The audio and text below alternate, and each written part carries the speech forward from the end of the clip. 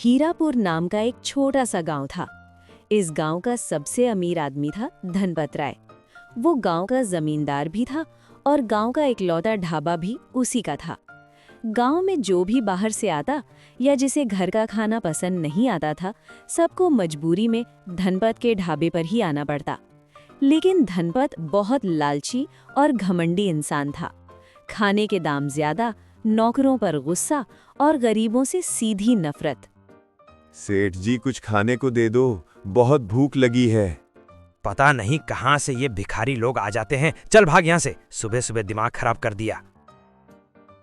उसकी एक बेटी थी कुसुम, जो अपने पिता से बिल्कुल अलग थी। दयालु, समझदार और सादा स्वभाव की कुसुम ने उस गरीब को खाने को दिया। ये लो, मेरे पिताजी की तरफ से माफी मांग रही हूँ। एक दिन गांव के मुखिया ढाबे पर आते हैं। अरे ओ धनपत, कैसे हो भाई? अरे मुखिया जी, बस वही हड्डी वही खाल। कहिए, आज यहाँ कैसे? अरे क्या बताऊं, रोज रोज घर पर गोभी खाकर दिमाग खराब हो गया है। तो आज मेरे ढाबे की आलू पूरी खा लीजिए। धनपत ने रघु को आवाज दी। अरे ओ रघु, जल्दी से गर्मा गर्म आलू पूरी लगा दे। जी मालिक। वाह, मजा आ गया। मुखिया ने खाया और पैसे देके चला गया। कुछ देर बाद धनपत किसी काम से बाहर चला जाता है और ढाबे की जिम्मेदारी रघु और कुसुम को दे जाता है। धनपत चला जाता है और यहाँ पर राधु और कुसुम धीरे धीरे दोनों में दोस्ती होती है। कुसुम को रघु की सादगी, ईमानदारी और मेहनत अच्छी लगने लगती है। एक दिन की बात है, राधु या कुसुम नदी के किनारे पर कुछ बात कर रही थी। रघु, मुझे तुमसे कुछ जरूरी बात करनी है। जी मेम साहब। रघु, मुझे तुमसे प्यार हो गया है। ये आप क्या कह रही हैं? मैं तो नौकर हूँ। अगर तुमने मुझसे शादी नहीं की तो मैं अपनी जान दे दूंगी। रघु मजबूर हो जाता है। अगले दिन मंदिर में कुसुम और रघु शादी कर लेते हैं। मंगलम भगवान विष्णु, मंगलम गरुणध्वजः, मंगलम पुंडरीकाक्षः, मंगलायतनो हरिः। अब से तुम दोनों पति पत्नी हो। दोनों पंडित जी का आशीर्वाद लेते हैं और दोनों ढाबे पर आशीर्वाद लेने जाते हैं।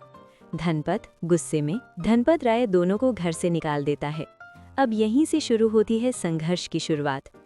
अब क्या करेंगे हम लोग? अब हम कहाँ जाएंगे? रघु सोच में पड़ गया और उसे कुछ समझ में नहीं आ रहा था। तभी कुसुम बोली, मेरे पास ये सोले की चेन है, हम इसे बेच देंगे। पर ये तो तुम्हारे पिता की आखिरी निशानी है। हाँ, पर अब कर भी क्या सकते हैं। अभी आप इसे बेच के कुछ पैसों का इंतजाम ही करिए। रघु उस चेन को बेच के कुछ पैसे ले आता है और उस पैसे से एक छोटा सा घर लेते हैं। घर का तो इंतजाम हो गया, अब हम काम क्या करेंगे और घर का गुजारा कैसे चलेगा? रघु सोच सोच के परेशान हो रहा था। तभी कुसुम बोलती है, अजी, आप बेकार में परेशान हो रहे हो। परेशान क्यों ना हूँ, घर भी चलाना है। जी, हम क्यों ना अपना एक आलू पूरी का छोटा सा ठेला शुरू करें? हाँ, ये तो मैंने सोचा ही नहीं। कुसुम और रघु ने कुछ पैसे जोड़कर एक छोटा सा ठेला और आलू पूरी का सामान खरीदकर अपना खुद का आलू पूरी नाम का ठेला शुरू किया। आओ आओ, स्वादिष्ट आलू पूरी मात्र 20 रुपए प्लेट। एक बार खाओगे तो बार बार आओगे। रघु आवाज लगा लगाकर ग्राहकों को बुला रहा था। तभी एक ग्राहक आता है। अरे भाई, इस गांव में तो नए लग रहे हो। हाँ भाई, मैं दूसरे गांव से आया हूँ। ठीक है, एक काम करो, एक आलू पूरी लगा दो। अगर अच्छी नहीं हुई तो पैसे नहीं दूंगा। अरे भाई, एक बार मेरे हाथ की आलू पूरी खाकर तो देखो। रघु ने ग्राहक को आलू पूरी लगा दी। ग्राहक खाते ही, अरे भाई, सच में आज से पहले इतनी स्वादिष्ट आलू पूरी कभी नहीं खाई। मजा आ गया। एक काम करो, घर के लिए भी पैक कर दो। रघु ने उसे घर के लिए भी पैक करके दे दिया। फिर क्या, रघु के ठेले पर अच्छी खासी भीड़ लग गई और सारा माल बिक गया। आज तो पहले ही दिन इतनी अच्छी कमाई हो गई। रघु ने सारी बात कुसुम को बताई। जी, ये बहुत ही अच्छी बात है। अब हम और भी ज्यादा मेहनत करेंगे। अगले दिन से रघु और कुसुम बहुत मेहनत से ठेला लगाते और लोगों को बड़े प्यार से खिलाते थे। कुसुम, अब तो हमारा काम अच्छा चल रहा है। अब हमें अपना एक ढाबा खोल लेना चाहिए और लोगों को काम पर रखना होगा। हाँ जी, आप सही ही कह रहे हो।